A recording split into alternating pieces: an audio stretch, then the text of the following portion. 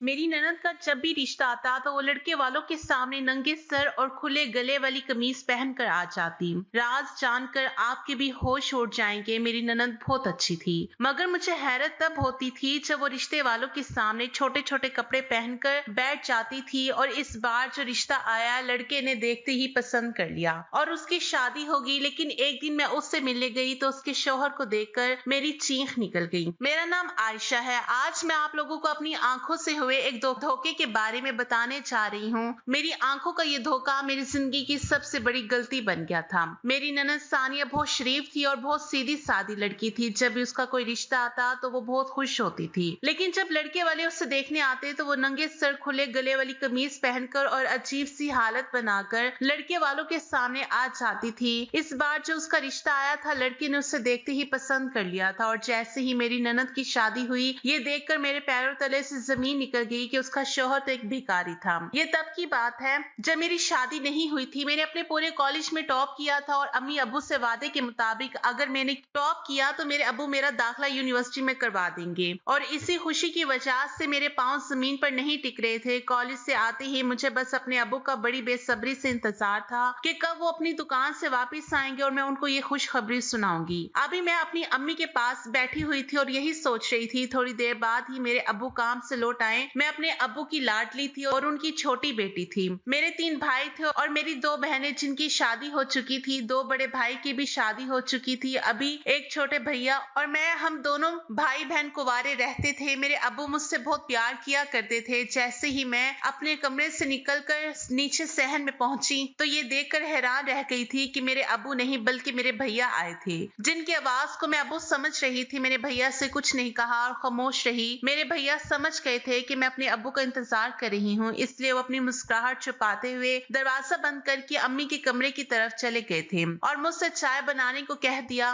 तो मैं उनके लिए चाय बनाने किचन में चली गई। जब चाय लेकर मैं अम्मी के कमरे में गई तो भैया से अब्बू के बारे में पूछने लगी। उन्होंने मुझे कुछ नहीं बताया। मेरे कई बार पूछने पर भी वो मेरे साथ मजाक कर रहे थे और मुझे अब्बू के बारे में नहीं बता रहे थे। फिर मुझे गुस्सा आ गया और मैं गुस्से में आकर उनसे अब्बू के बारे में पूछा, भैया आप क्यों मजाक कर रहे हो, बताते क्यों नहीं हो, अब्बू कहाँ है और इतनी देर हो गई है, अब्बू अभी तक घर क्यों नहीं आए। पहले तो भैया अम्मी की तरफ देखकर हंसने लगे, फिर मेरी तरफ देखकर कहने लगे, आयशा आज दुकान पर कस्टमर ज्यादा है इसलिए अब्बू आज थोड़ा लेट आएंगे, जाओ तुम खाना खाकर सो जाओ, तुम्हें नींद आ रही होगी। भैया ने ये बात इतने सीरियस होकर कही थी कि ना चाहते हुए भी मुझे उनकी बात पर यकीन करना पड़ गया था और ऊपर अपने कमरे की तरफ जाने लगी थी कि फिर मैंने सोचा कि इतनी जल्दी मुझे नींद नहीं आएगी, इसलिए मैं दोबारा जाकर अम्मी के कमरे में भैया और अम्मी के पास बैठ गई। अम्मी और भैया मुझे हैरान नजरों से देखने लगे, कहने लगे, क्या हुआ, सो जाओ जाकर, तुम्हें अभी तक नींद नहीं आ रही, मैंने तुमसे कहा तो है अब्बू आज लेट आएंगे। मैंने कहा कोई बात नहीं, मुझे इतनी जल्दी नींद नहीं आती, मैं आप लोगों के साथ बैठ कर यहाँ पर अब्बू का इंतजार कर लेती हूँ। इतनी ही देर में दरवाजे की बेल बजने लगी। मैं फौरन ही भाग कर दरवाजा खोलने के लिए चली गई। दरवाजा खोलते ही मेरे अब्बू मुस्कुरा रहे थे और मुझे देख रहे थे। मैं उनको देखकर खुश हो गई और फौरन उनके गले से लग गई। वो मुझे देखकर हंस रहे थे जैसे उन्हें पता हो कि मैं उनके इंतजार में थी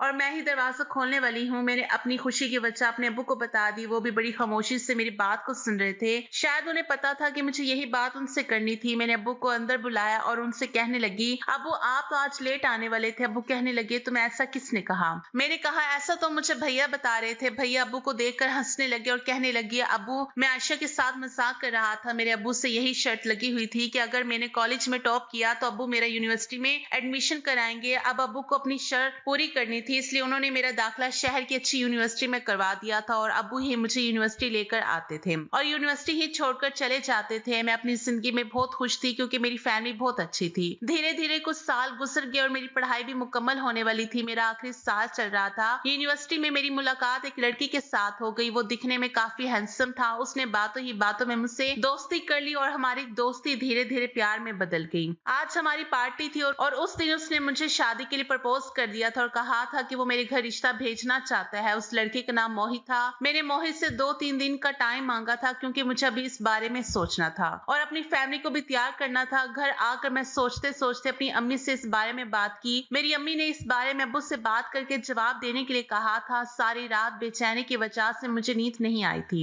कि न जाने मेरे अब्बू मेरे बारे में क्या सोचेंगे, इसलिए मैं अपने कमरे से भी बाहर नहीं निकली थी। अब्बू और भैया मेरे कमरे में आ गए और मुझे बड़ी हैरानगी वाली नजरों से देखने लगे। कभी ऐसा नहीं हुआ था कि मैं सुबह उठते ही अपने अब्बू से नहीं मिलती थी तो आज कैसे अपने कमरे से बाहर नहीं निकली थी। अब्बू मेरा इंतजार करते करते मेरे कमरे में आ गए थे क्योंकि उन्हें सुबह 10 बजे तक अपनी शॉप पर भी जाना होता था। अब्बू ने मुझसे कहा, क्या हुआ आयशा, आज तुम अपने कमरे से बाहर क्यों नहीं निकल रही हो, जबकि तुम तो रोज 7 बजे ही उठ जाती हो। अब्बू और भैया के पीछे पीछे अम्मी भी मेरे कमरे में आ गई थी। मुझे लगा कि शायद अम्मी ने अब्बू को इस बारे में कुछ नहीं बताया, तो मैंने हैरान होते हुए अम्मी की तरफ देखा। अब्बू कहने लगे कि तुम्हारी अम्मी ने मुझे सब कुछ बता दिया है। मैंने अब्बू से कहा, मुझे आपका सामना करने की हिम्मत नहीं हो रही थी। अब्बू ने कहा, ये कोई गलत बात नहीं है बेटी, तुमने हमें अपनी पसंद के बारे में बताया, ये अच्छी बात है। बच्चों को गलत कदम नहीं उठाना चाहिए बल्कि अपनी पसंद के बारे में अपने वालिदैन को पहले ही बता देना चाहिए। तुम उस लड़की को कॉल करो और उससे कहो कि इस जुमेरात को अपनी फैमिली को हमारे घर तुम्हारा रिश्ता लेकर भेज दे। मैं इस बात पर बहुत खुश हुई थी और झट से अपने अब्बू को गले लगा लिया था और मोहित की फैमिली ने भी मुझे पसंद कर लिया था। दोनों फैमिली की रजामंदी से हम दोनों की शादी हो गई थी। मेरे ससुराल में मेरी सास थी। मेरे शौहर के अब्बू की डेथ 3 साल पहले ही हो चुकी थी। मोहित की एक जवान बहन भी थी जो बहुत ज्यादा खूबसूरत थी और पढ़ी लिखी थी। मोहित की माँ बीमार रहती थी जबकि उसकी बहन सानिया शादी के बाद मेरी बहुत अच्छी दोस्त बन गई थी। मेरे शौहर की फैमिली भी बहुत अच्छी थी। मेरी सास हमेशा मुझे दुआएं देती थी और नंद हमेशा हंसी मजाक करती रहती थी। मेरी सास और नंद बिल्कुल भी बुरे नहीं थे, बल्कि मैं तो कहती हूँ कि जैसे मेरी सास और नंद है, अल्लाह ऐसी नंद और सास सबको दे। मेरी सास ने हमेशा मुझे अपनी बेटी की तरह समझा और मेरी नंद ने मुझे हमेशा अपनी बड़ी बहन समझा था। मेरी नंद बहुत शरीफ लड़की थी। वो हमेशा से ही अपने भाई के साथ ही कॉलेज जाती थी और उसके साथ ही कॉलेज से वापस आती थी। वो घर से भी ज्यादा नहीं निकलती थी और मोबाइल भी इस्तेमाल नहीं करती थी। वो हमेशा घर के कामों में लगी रहती थी या फिर अपनी पढ़ाई में बिजी रहती थी। मैंने उसके अंदर कभी कोई गलत हरकत नहीं देखी थी। वो बहुत ही अच्छी, सुलझी और समझदार लड़की थी। उसकी पढ़ाई कंप्लीट होने वाली थी। मेरे शौहर को उसकी शादी की फिक्र हो गई थी, लेकिन अभी हमने उसकी शादी के बारे में सोचा ही था कि मेरी सास की अचानक तबीयत खराब हुई और वो इस दुनिया को छोड़कर चली गई। ये सदमा हमारे दिल के लिए बहुत बड़ा था। मेरी सास की ख्वाहिश थी कि वो अपनी बेटी की शादी जल्द से जल्द करना चाहती थी। मेरे शौहर ने अपनी माँ की ये ख्वाहिश पूरी करने के लिए उनकी मौत के 2 महीने बाद ही अपनी बहन के लिए रिश्ता तलाश करना शुरू कर दिया। मैं और मेरे शौहर आजकल अपनी नंद के लिए रिश्ता ढूंढ रहे थे। मेरी नंद के लिए जो भी रिश्ता आता वो घबरा जाती थी। वो बहुत सीधी थी। उसने कभी बाकी लड़कियों जैसा फैशन भी नहीं किया था, यहाँ तक कि वो मेकअप करना भी नहीं जानती थी। लेकिन फिर अचानक कभी नंगे सर आ जाती तो कभी बहुत ही सादा कपड़े पहनकर ही लड़के वालों के सामने बैठ जाती थी और ऐसी हालत में उसकी खूबसूरती कहीं छुप जाती थी और फिर लड़के वाले उसको रिजेक्ट करके चले जाते थे। मगर इस बार जो उसका रिश्ता आया था, लड़के ने देखते ही मेरी नंद को पसंद कर लिया था और हमारे घर में शादी की तैयारी शुरू हो गई थी। हमें भी लड़का और उसकी फैमिली पसंद थी और किसी तरह से मेरी नंद की शादी हो गई थी और मेरे शौहर अपनी जिम्मेदारी से फ्री हो गए थे और वो अपने ससुराल में बहुत खुश रहती थी। एक दिन मैं बाजार जा रही थी तो बाजार के अंदर अपनी नंद के शौहर को देखकर मेरे पैरों तले से जमीन निकल गई थी। वो उधर खड़ा हुआ लोगों से भीख मांग रहा था और आते जाते लोग उनको पैसे दे रहे थे और मेरी नंद का शौहर बड़ी खुशी और सुकून के साथ लोगों से भीख मांग रहा था। कोई भी देखने वाला उनको भिखारी ही बता सकता था। मैं सड़क पार करके बाजार के अंदर दरबार की तरफ बढ़ रही थी कि अचानक मेरे मोबाइल पर मेरे शौहर की कॉल आ गई। उन्होंने मुझसे कहा, जल्दी घर आ जाओ, घर पर मेहमान आए हैं। कॉल से ध्यान हटाकर मैं सीधा पहले अपनी नंद के शौहर की तरफ जाने लगी जो वहां पर बैठे हुए हमारी इज्जत नीलाम कर रहे थे। मैं बहुत गुस्से में उनकी तरफ जा रही थी, लेकिन मेरे जाने से पहले ही वो वहां से जा चुके थे। मैं रक्षा करके जल्दी से अपने घर की तरफ चली गई। मैं जल्द से जल्द घर पहुंचना चाहती थी ताकि इस बारे में मोहित से बात कर सकूं। यही सोचते हुए घर पहुंची तो घर के अंदर मेरे शौहर के हंसने की आवाज से आ रही थी। इसका मतलब था कि घर पर मेहमान आ चुके हैं। तो मैं जल्दी से अपने कमरे की तरफ गई और अपना हुलिया ठीक करके मेहमानों के पास चली गई, लेकिन वहां मौजूद मेहमानों को देखकर मेरे पैरों तले से जमीन निकल गई थी क्योंकि वहां पर कोई और नहीं, मेरी नंद का शौहर था। मेरे शौहर उससे बातें करने में बहुत बिजी था। मुझे देखकर हमेशा की तरह उसने इज्जत के साथ मुझे सलाम किया और वहां पर मेरी नंद भी मौजूद थी। वो भी मुझे देखते ही खड़ी होकर मुझे गले लगी, जबकि मैं अभी तक खामोश खड़ी हुई थी क्योंकि अभी कुछ देर पहले ही मैंने अपनी नंद के शौहर को भिखारी के रूप में देखा था, जबकि वही अब अच्छे होलिये में मेरे सामने बैठा हुआ था। हमेशा की तरह बहुत अच्छे और इज्जत के साथ वो हम लोगों से बात कर रहा था और मेरी नंद के चेहरे की खुशी देखकर भी नहीं लगता था कि उसका शौहर भिखारी हो सकता है। अपना बड़ा सा बंगला, बड़ी सी कार और बहुत सारे सोने के जेवरात पहने हुए उसे देखकर नहीं लगता था कि वो अपने ससुराल में खुश नहीं है, लेकिन मैं उस इंसान की शक्ल को नहीं भूल पा रही थी जिसको मैंने वहां पर बैठे हुए देखा था।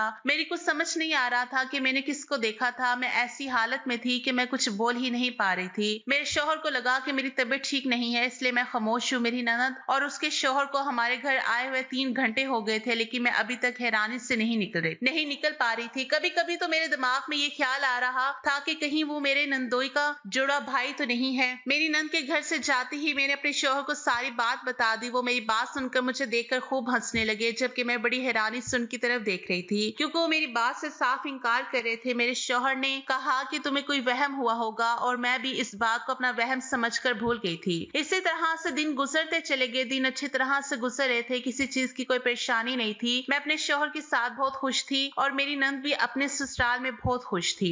लेकिन एक साल बाद ये कहानी फिर से दोहराएगी। मेरी नंद और उसके शौहर की एनिवर्सरी थी और उसने हमें इनवाइट किया था। मैं शॉपिंग करने के लिए मार्केट गई थी ताकि अपनी नंद के लिए गिफ्ट ला सकूं, और घर वापस लौटने से पहले मैंने ड्राइवर से दरबार की तरफ जाने के लिए कहा। मैं रोज हाजिरी देने दरबार की तरफ जाती थी, क्योंकि मेरी शादी को काफी टाइम हो गया था। अभी तक मेरे पास कोई औलाद नहीं थी। मैं आज दरबार में भिखारियों को खाना बांटने के लिए गई थी। वहां पर सारे भिखारी लाइन से बैठे हुए थे और मैं उन सबको अपने हाथों से खाना दे रही थी, और साथ साथ अपनी औलाद की खुशी देखने के लिए भी दुआ करने के लिए कह रही थी। लेकिन जब मैं आखिर में एक भिखारी को खाने की प्लेट देने लगी तो वो भिखारी मेरी नंद का शौहर था। उससे पहले मैं उनसे कुछ कहती, पीछे से किसी ने मेरे कंधे पर हाथ रखा। मैंने जैसे ही पलट कर देखा, वो मेरी कॉलेज की दोस्त थी। मेरी दोस्त मुझसे बहुत दिनों बाद मिली थी, इसलिए मेरी जिंदगी के बारे में पूछ रही थी। मैं उसके साथ बातों में लग गई थी, लेकिन उसके चाहते ही जैसे मैंने पीछे पलट कर देखा तो वहां पर कोई नहीं था। यहाँ पर कोई भिखारी नहीं था, सारे भिखारी यहाँ से जा चुके थे। मैं वहां पर खड़े होकर अपनी नंदोई को ढूंढने लगी, जो भिखारी के रूप में था। 1-1.5 घंटा लगातार मैंने उसको पूरे दरबार में तलाश किया, लेकिन वो मुझे कहीं पर नजर नहीं आया। उसके बाद मैं थक हार कर अपने घर को वापस लौट आई, मगर मेरा दिमाग अभी भी कंफ्यूज हो रहा था,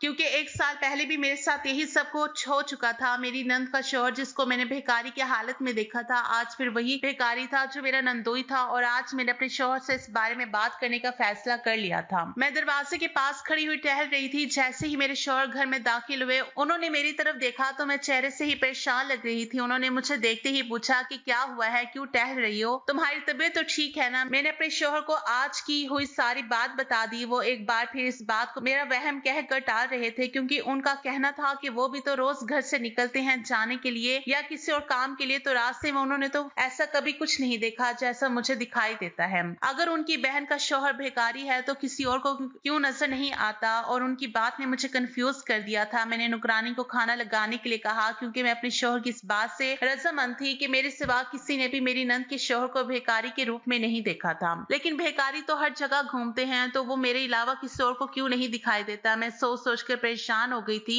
हम दोनों ने खाना खाया, लेकिन खाना खाते हुए भी मेरे दिमाग में वही सारी बातें घूम रही थी। फिर नुकरानी से मैं चाय बनाने को कहा। वो मेरे और मेरे शौहर के लिए कमरे में ही चाय लेकर आ गई थी। मैंने अपनी नंद के घर जाने के लिए जितनी भी शॉपिंग की थी वो सारी अपने शौहर को दिखाने लगी। कल हम लोगों को अपनी नंद के घर एनिवर्सरी पर जाना था। हम दोनों बहुत ज्यादा रिलैक्स फील कर रहे थे और एक दूसरे के साथ बातों में बिजी थे। अगले ही दिन शाम के वक्त पर हम लोग अपनी नंद के घर जाने के लिए निकल गए थे, तो सामने फिर से मैंने उस भिखारी को देखा जो मेरी नंद के शौहर जैसा लगता था। दोबारा से उसको देखकर मैं हैरान रह गई थी कि वो दूसरे भिखारियों के साथ खड़ा हुआ भीख मांग रहा था। तो मैंने जल्दी से अपने शौहर को इशारा करते हुए दिखाया जहां पर वो भिखारी खड़े हुए थे। जब मेरे शौहर ने मेरी तरफ गौर से देखा तो वो भी हैरान रह गए कि वहां पर तो कोई भी नहीं था। कुछ देर पहले भिखारियों का पूरा ग्रुप खड़ा हुआ था। मेरे शौहर कहने लगे, आयशा लगता है तुम्हें चश्मे की जरूरत है, तुम अपने दिमाग पर ज्यादा स्ट्रेस लेने लगी हो। इस बात को लेकर ये बात कहते हुए मेरे शौहर ने कार आगे बढ़ा दी। हमें जाने में देर हो रही थी और मुझे यकीन हो चुका था कि जरूर कुछ तो गड़बड़ है और इस बात के बारे में मैं जान कर ही रहूंगी, चाहे मुझे कुछ भी करना पड़े। यही सब सोचते सोचते मेरी नंद का घर आ गया था। मेरी नंद के घर पर बहुत अच्छी डेकोरेशन हुई थी। उसका बहुत बड़ा बंगला था जिसमें नौकर काम किया करते थे। उसके घर और उसकी फैमिली को देखकर नहीं लगता था कि ये किसी भिखारी का घर है या किसी भिखारी की फैमिली है। मुझे अपनी आंखों पर पूरा यकीन था। मैं अपनी आंखों की देखी हुई बात को बार बार नहीं झुटला सकती थी और अब मुझे सच्चाई जानकर ही रहनी थी। मेरे शौहर ने अचानक ही मुझे हाथ से हिलाया तो मैं होश में आ गई थी। उन्होंने मुझे कार से उतरने के लिए कहा और कहने लगे, आयशा ना जाने तुम किन ख्यालों में खोई रहती हो, चलो हम लोगों को अंदर भी जाना है, देर हो रही है। उन्होंने जब मुझे मुस्कुराते हुए कहा तो मैं भी उन्हें मुस्कुरा कर देखने लगी और कार से उतर गई और हम लोग बंगले के अंदर चले गए। मेरी नंद बहुत खूबसूरत लग रही थी। उसने बहुत सारा जेवर भी पहना हुआ था और वो बहुत ज्यादा खुश लग रही थी। अपनी नंद के चेहरे की खुशी देखकर थोड़ी देर के लिए मैं सब कुछ भूल गई थी। कुछ देर बाद वहां पर केक कट किया गया। मेरी नंद का ससुराल काफी बड़ा था और उसने काफी सारे लोगों को इनवाइट किया था। हर कोई वहां पर मेरी नंद की खूबसूरती और उसकी आदत के बारे में तारीफ कर रहे थे और साथ ही साथ उसके शौहर की भी बहुत तारीफ कर रहे थे।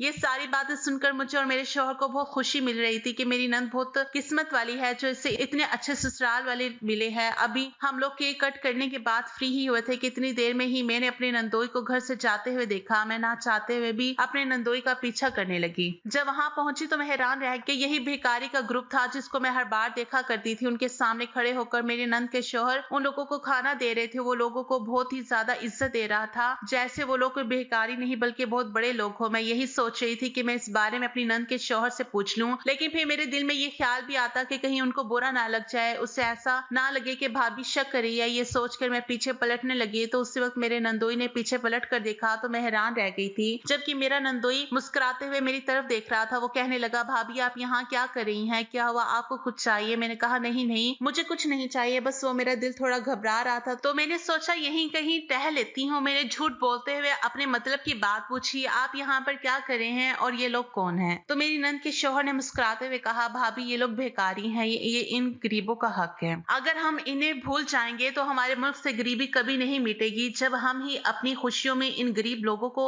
याद नहीं रखेंगे तो फिर इन लोगों का क्या होगा? हमें तो इस मुल्क से गरीबों को खत्म करना चाहिए, लेकिन हम भूखे गरीब लोगों की मदद नहीं करके अपने मुल्क में गरीबों को और ज्यादा बढ़ावा दे रहे हैं। हमें तो ऐसे लोगों को ढूंढना चाहिए और उनकी मदद करनी चाहिए। हमें अपने सुख दुख में इन लोगों को शामिल करना चाहिए और उन लोगों को पेट भर के खाना खिलाना चाहिए, इनकी हर जरूरत को पूरा करना चाहिए। भाभी मुझे गरीबों को खाना खिलाने से बहुत खुशी मिलती है। मुझे बहुत खुशी मिलती है जब कोई मेरी वजह से पेट भर के सोता है। अगर अल्लाह ने मुझे इस काबिल बनाया है तो फिर मैं क्यों ना इन गरीबों की मदद करूं। यही वजह है कि मैं अपने सुख दुख में इन लोगों को याद करना नहीं भूलता। मेरी नंद के शौहर ने मेरी आंखें खोल दी थी। आखिर वो ठीक ही तो कह रहे थे, हम इस मुल्क से गरीबों को मिटाने की कोशिश नहीं करेंगे तब तक गरीबी कभी हमारे मुल्क से खत्म नहीं होगी। मुझे तो उसके सामने खड़े हुए बड़ी शर्म आ रही थी, क्योंकि मेरे दिमाग में तो उसके खिलाफ कुछ और ही चल रहा था कि मैंने किसी नेक इंसान के लिए अपने दिमाग में घटिया सोच रखी हुई थी। फिर मैं मुस्कुराकर वहां से चली आई। मेरी तबीयत अचानक ही बिगड़ने लगी थी। मेरा दिल घबरा रहा था और मुझे कमजोरी से महसूस हो रही थी और थोड़ी देर बाद ही मैं बेहोश हो गई। तो सब मेरी फिक्र में पागल होने लगे। मेरी नंद के शौहर ने जल्दी से फोन करके डॉक्टर को बुलाया, जबकि मेरी ननद और उसकी नंदे मेरे हाथ पैर सहला रही थी और मेरे शौहर टेंशन से इधर उधर टहल रहे थे। जब डॉक्टर आए और उन्होंने मेरा चेकअप किया तो उन्होंने एक ऐसी खबर सुनाई जिसे सुनकर जितने भी लोग वहां पर टेंशन में थे सबके होंठों पर मुस्कुराहट आ गई थी। डॉक्टर ने बताया कि मैं हामला हूँ। ये सुनकर मेरे शौहर भी बहुत ज्यादा खुश हो रहे थे, लेकिन साथ ही साथ डॉक्टर ने मुझे आराम करने के लिए कहा। डॉक्टर ने मुझे ज्यादा से ज्यादा आराम करने के लिए कहा था और मुझे नींद पूरी करने के लिए कहा था। वैसे भी मुझे बहुत नींद आ रही थी और मैं सो गई और मैं बहुत देर बाद जागी थी, जिसकी वजह से उस रात मुझे अपनी नंद के घर ही रुकना पड़ गया। उस रात मेरी नंद और उसके ससुराल वालों ने हमारी खूब खिदमत की थी। काफी टाइम तक तो सब लोग आपस में बातें करते रहे और उसके बाद अपने अपने कमरों में सोने के लिए चले गए। रात के 3 बज रहे थे जब मेरी प्यास की वजह से आंख खुली तो मैंने इधर उधर देखा और मैं जगह को पहचानने की कोशिश कर रही थी, क्योंकि मेरे सर में बहुत दर्द हो रहा था और मुझे कुछ ठीक से याद नहीं आ रहा था। हल्की हल्की रोशनी होने की वजह से कुछ समझ नहीं आ रहा था,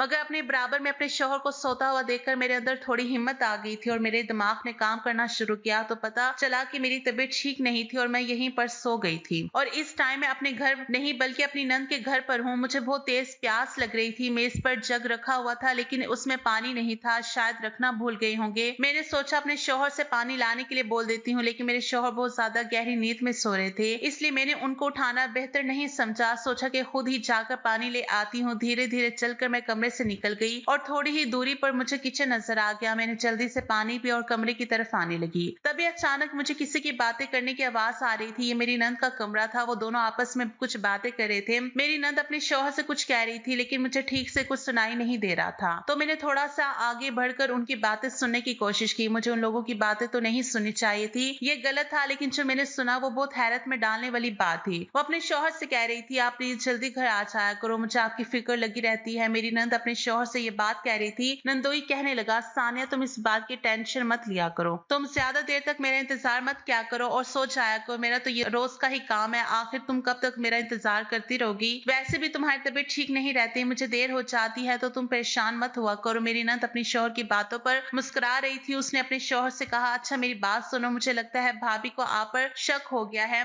तो आप उनके सामने थोड़ा एहतियात किया करो। उसके शौहर ने कहा, ठीक है अब काफी रात हो चुकी है, सो जाते हैं। ये कहकर उन्होंने अपने कमरे की लाइट बंद कर ली और मैं भी कमरे की तरफ आ गई थी। अब मेरी टेंशन और भी ज्यादा बढ़ गई थी। न जाने ये लोग क्या छुपा रहे थे। मुझे अपनी नंद की मुस्तकबिल की फिक्र हो रही थी। मुझे कुछ समझ नहीं आ रहा था कि वो शक वाली बात क्यों कर रही थी। उसकी मुझे बहुत ज्यादा फिक्र हो रही थी। आखिर ये लोग मुझसे कुछ ना कुछ तो छुपा रहे थे। थोड़ी देर तक तो मैं सोचती रही और उसके बाद मैं सो गई थी। सुबह हम सब लोग एक साथ बैठकर नाश्ता कर रहे थे। मैं बड़ी गौर से अपनी नंदोई की तरफ देख रही थी और उसकी बातें नोट करने की कोशिश कर रही थी। तभी अचानक मेरे शौहर ने कहा कि आयशा, तुम्हें अब अपने खाने पीने पर बहुत ज्यादा ध्यान रखना है। मैं अपने शौहर की बात पर मुस्कुरा दी थी, लेकिन मुझे कुछ खाने का मन नहीं कर रहा था। लेकिन सबके कहने के बाद मैं फिर भी थोड़ा बहुत खा रही थी। नाश्ते के बाद मेरे शौहर ने मुझसे घर चलने के लिए कहा, जबकि मुझे यहाँ पर रुककर सच्चाई का पता लगाना था और मैं यहाँ पर रुकना चाहती थी। लेकिन मेरे दिमाग में यहाँ पर रुकने के लिए कोई बहाना समझ नहीं आ रहा था। लेकिन अचानक मेरी नंद बोल पड़ी और मेरे शौहर से कहने लगी, आज रात और भाभी को यहाँ पर रुकने दीजिए। अब तो आप घर जाते ही ऑफिस चले जाओगे तो भाभी घर पर अकेली रह जाएगी। आप भाभी को यहीं रहने दो। रात को जब आप घर जाओगे तो भाभी को लेते चले जाना। मेरी हालत देखते हुए मेरे शौहर कहने लगे, ठीक है। और मैं अपनी नंद के घर पर रात तक और रुक गई थी। मेरी नंद की नंदे और जेठानियां भी वहां पर रुकी हुई थी।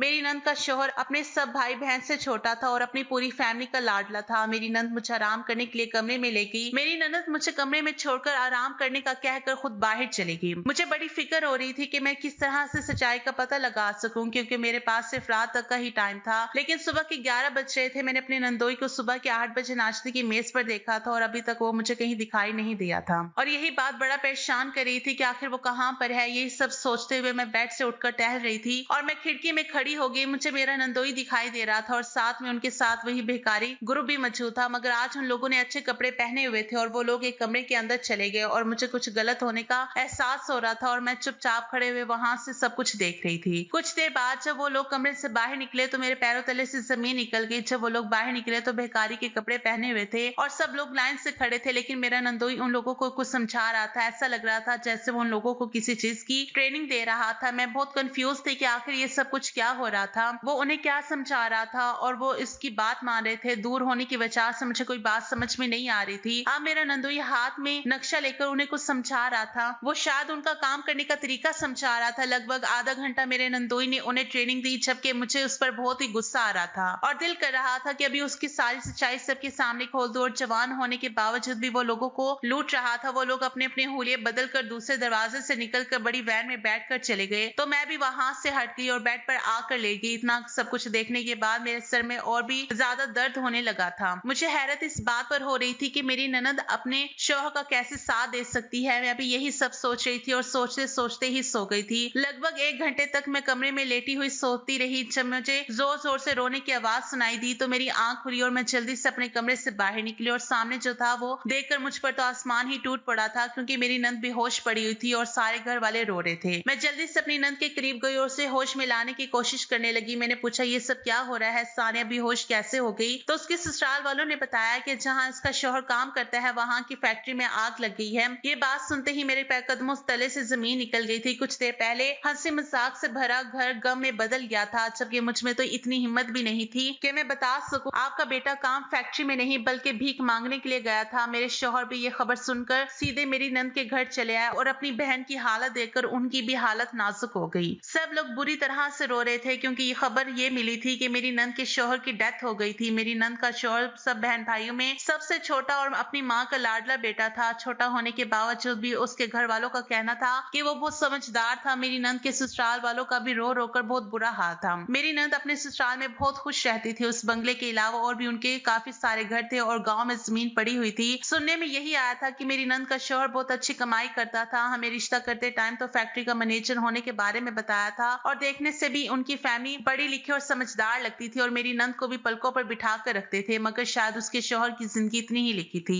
वो बेचारी इतनी जल्दी बेवा हो गई थी। रात का टाइम होने वाला था, लेकिन मेरी नंद के शौहर का अभी तक कोई पता नहीं था वो कहाँ है, जिंदा है भी या नहीं, क्योंकि लोगों का कहना था कि वो मर गए हैं। मेरी नंद ने रो रो कर अपनी हालत खराब कर ली थी। सब लोग भी बहुत ज्यादा बुरी तरह से रो रहे थे। रात के 10 बज गए थे, लेकिन मेरी नंद के शौहर का अभी तक कोई पता नहीं था कि तभी बाहर से आते लोगों ने सबका ध्यान बांट दिया। जो सबने देखा वो सब लोग देखते ही रह गए और देखने वालों का अपनी आंखों पर यकीन नहीं आ रहा था, क्योंकि सामने ही मेरी नंद का शौहर और उसके साथ काफी सारे लोग जो भिखारी बनकर उसके साथ गए थे वो भी उसके पीछे ही खड़े हुए थे। जबकि हम सब आंखें फाड़ कर उनको देख रहे थे कि यह हकीकत है, ये ख्वाब। सबसे पहले मेरी नंद दौड़कर अपने शौहर के गले लग गई और अपने शौहर को छू छू कर यकीन करने की कोशिश कर रही थी कि उसके सामने उसका शौहर ही खड़ा है या फिर ये उसकी आंखों का धोखा है, जबकि मेरे नंदोई ने मुस्कुराकर उसे यकीन दिलाने की कोशिश की वो उसका अपना शौहर ही है। फिर सब लोग मेरे नंदोई के करीब गए और उसके हाल पूछने लगे। मैं भी अपने नंदोई की तरफ गई और बड़ी हैरानी से उनकी तरफ देख रही थी, तो वो सबको अपने पास बिठाकर अपने साथ होने वाले हादसे के बारे में बताने लगा और मेरी तरफ देखकर कहने लगा, भाभी मैं जानता हूँ आप पहले दिन से ही मुझ पर शक कर रही हैं कि कैसे मैंने आपकी नंद को पसंद कर लिया, जबकि दूसरे लोग आपकी नंद को देखकर इनकार कर दिया करते थे। जब मैंने आपकी नंद को कबूल कर लिया क्योंकि मुझे सिंपल लड़की की तलाश थी जो सीधी सादी और मासूम सी हो, जो दुनिया के दिखावे से बिल्कुल अलग हो। लेकिन जब मैंने सानिया को पहली बार देखा तो मैं उसके ऊपर फिदा होता चला गया। मुझे हमेशा ही ऐसी लड़की की तलाश थी और वो सारी क्वालिटीज मेरी बीवी के अंदर मौजूद थी। तभी मैंने सानिया को पसंद किया। यही वजह थी कि मैंने देखते ही उससे शादी के लिए हाँ कर दी थी, क्योंकि इस जैसे प्यार करने वाली और मासूम सी लड़की मुझे कहीं नहीं मिलती। और दूसरी बात यह है कि आपने मुझे कई बार सड़क पर और दरबार पर भिखारी के रूप में देखा था, मगर मैं मजबूर था क्योंकि उस टाइम मैं ड्यूटी पर होता था। कुछ लोग भिखारी की भेस में छोटे मासूम बच्चे को पकड़ रहे थे जिनका हमने एक साल पहले पता लगाया था, लेकिन उनके गैंग के अभी कुछ लोग बाकी रह गए थे जिनको हम अब पकड़ने की कोशिश कर रहे थे। इसी सिलसिले में मुझे अपने ऑफिसर्स के साथ मिलकर उनके जैसे ही होलिये में उनकी तलाश करनी थी और उनको सजा दिलवानी थी जो छोटे बच्चों की जिंदगी के साथ खिलवाड़ कर रहे थे। और आज शाम ही हमें पता चला था कि एक स्कूल है जहां पर वो लोग बच्चों को उठाकर लेकर जाएंगे। आप लोगों को गलत खबर मिली थी कि फैक्ट्री में आग लग गई है, जबकि ऐसा कुछ नहीं था। हम लोग उनका पीछा करते हुए जब उनके अड्डे पे पहुंचे तो उन्होंने हमें मारने की कोशिश की, लेकिन हमारे साथियों ने जैसे तैसे उन लोगों को पकड़ लिया और अब वो लोग जेल में है। मेरी गलती यह है कि भाभी मैंने आप लोगों को अपनी जॉब के बारे में नहीं बताया कि मैं एक सीआईडी ऑफिसर हूँ, जबकि मेरी बीवी इस बारे में सब जानती है। मैं अपनी फैमिली को खतरे में नहीं डाल सकता था क्योंकि हमारे दुश्मन हमारी फैमिली की ताक में लगे रहते हैं, इसलिए मुझे माफ कर देना। मैं अपने रवैये से बहुत शर्मिंदा हूँ। मेरे नंदोई ने जब मुझसे माफी मांगी तो मैं भी शर्म से पानी पानी हो गई थी कि कैसे मैंने अपने नंदोई पर शक किया। वो तो एक सीआईडी ऑफिसर है और मैंने इतने होनहार ऑफिसर पर शक किया, मगर मैं अपनी नंद के लिए फिक्रमंद हो रही थी। शायद ये इसलिए था, लेकिन अब सारी परेशानी खत्म हो गई थी। उन बच्चों के मुजरिम भी पकड़े गए थे और यहाँ पर मेरा नंदोई सही सलामत हमारे सामने बैठा हुआ था। मुझे अपने नंदोई पर बहुत फख्र था और अपनी नंद की जिंदगी पर खुशी हो रही थी कि उसे जिंदगी गुजारने के लिए बहुत प्यारे रिश्ते मिले हैं और आखिरकार अल्लाह ने मुझे शादी के इतने सालों बाद औलाद की खुशी भी दिखा दी थी। मैंने एक प्यारी सी बेटी को जन्म दिया था और मैं अपनी बेटी की अच्छी किस्मत की हमेशा दुआ करती हूँ। मैं अल्लाह से दुआ करती हूँ कि जैसे प्यार करने वाला ससुराल मुझे मिला और जैसे ही मेरे नंद को मिला, ऐसे ससुराल हर बेटी को मिले और हर लड़की की जिंदगी हंसी खुशी गुजरे।